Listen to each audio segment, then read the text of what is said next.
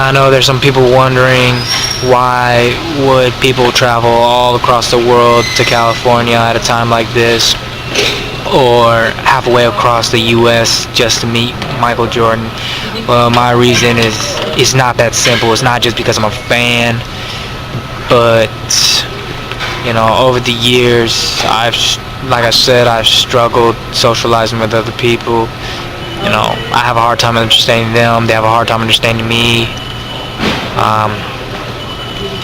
And it's just basically failures over and over. And I have also suffered through horrible advice from everybody around me. I've tried just about everything, and I know some people are thinking like, if you tried everything, something should have worked. It's not always like that.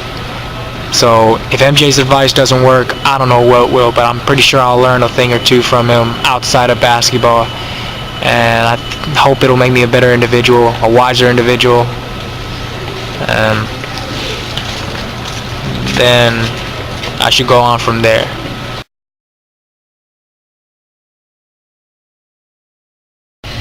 Now I know that I mentioned that I had some struggles all throughout my life, so let me get on with one of my most recent one. In my last academic year, I told myself that I needed to have a goal, and that goal was to ask a girl out from athletics, particularly basketball, volleyball, or cheerleading. And I told myself that if I could do this, then I could do anything. Unfortunately, it didn't happen. It was October 28th, 2011, the night of the homecoming. It was packed gym over there, and I asked a few freshman cheerleaders to dance with me, and they decided to dance on a group. And I got this vibe that they didn't want me around, because every time I asked them to dance, they're always like, no. I mean, yeah, you think about it. You think about it for a second. Maybe when you get consecutive no's, maybe you start to get the feeling that they don't want you around. And then all of a sudden, you have these varsity cheerleaders who are seniors, and they're having like a little grind fest over there and all that. And then I asked, can I have you back? Because I'm trying to join in all the fun and all that. We're trying to get dirty and all that stuff like us teenagers do. And all of a sudden, all out of nowhere, there comes a rude no. And then this dumbass varsity basketball player, skinny but muscular, looks like an idiot too, with a big mushroom head and all that. He used to have braces, now he has big buck teeth and all that stuff. Then he says, all of a sudden, comes out of nowhere and he says, I got her back. And then a few minutes later, I asked one of our other friends, because remember, it was two of them first, and then their other friend, who happened to be a smaller, yet a little larger, if you know what I mean. I asked her, and then everybody else, including the star football player, was laughing because I asked her to dance. She didn't even stand up for me. She just stood there looking at me like, am I stupid or something? So then later on, I asked two other cheerleaders on that stuff too. And they started trying to avoid me and all that stuff all over the place. And I felt pretty bad. And that's not the only person I tried to dance with actually.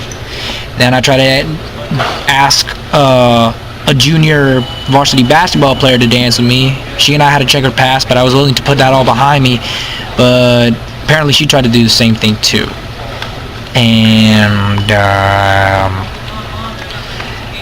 it seemed like she didn't want to leave it behind. So, and then on top of all that, the good news is I danced with a junior varsity basketball player for a few seconds. She was a freshman too. She was 6 feet, and I was like, I was pretty impressed at the time. But a few days later, She told me her friends didn't get comfortable with me because I hung out with her at lunchtime and all that stuff. They didn't like me. So, I felt betrayed because, I felt that we had a connection of some sort, and then all of a sudden all hell starts coming loose. And for the rest of the year, I tried to be friendly with everybody, but not even the freshman girls basketball team wanted me around. So, yeah, as a matter of fact, not even the freshman boys wanted me around. To put the icing on the cake, in my last Hoops Classic, those asshole JV boys and freshman boys turned their backs on me. Because I asked them to start a campaign for me, because last year the varsity team had their manager on the basketball team for Special Olympics, as I mentioned earlier, the one that wasn't there for us when we lost that district championship game. Yeah, that's the guy they cheered for. Who'd have thought, right? Such dumbasses. So apparently they weren't there because at the same night they were having a soccer game over there somewhere else. And all of a sudden I see, every time I score, I don't see them get off their seats, but whenever that dumbass scored, well, I don't mean to say dumbass because it's not his fault, I'm sorry for that, they were hypocritical. They backstabbed me, and yet the next day, after all that happened, they acted like nothing happened. They acted like, let it go, we didn't do that, blah, blah, blah. Bullshit. I saw it. The whole world saw it. And you think that you could play a senior off with that? Nah, man. You can't do that. So I figured that after all that, I needed to find myself. And that's how I embarked on this journey. I wanted to find some wisdom. I wanted to find spirituality. And that's how this all began.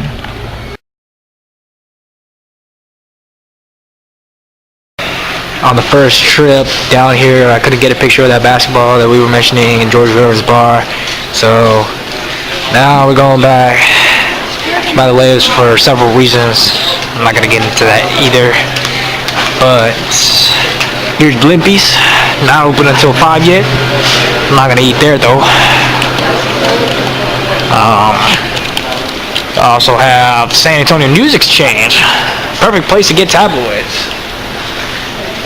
It's a really fun place. You get souvenirs over there. Get a lot of magazines. Here's the ATM from Chase. Chase What Matters. And again, you got arrivals, departures. Got other gates. You got other desks.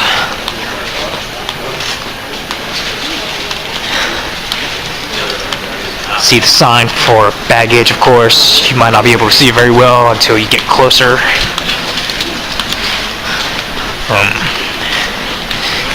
There's something about being at an airport early in the morning that refreshes you. It makes you feel like a new person. It makes you embark on a new journey. It's just something you can't fully explain in my eyes. Oh, there's George Gervin's bar. There you go. There's pictures of George Gervin. Got all that tequila in there. Got the sign. This is Gervin's bar.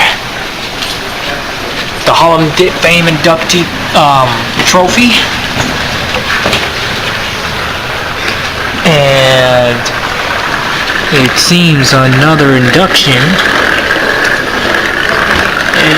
Hampton Roads African American Sports Hall of Fame.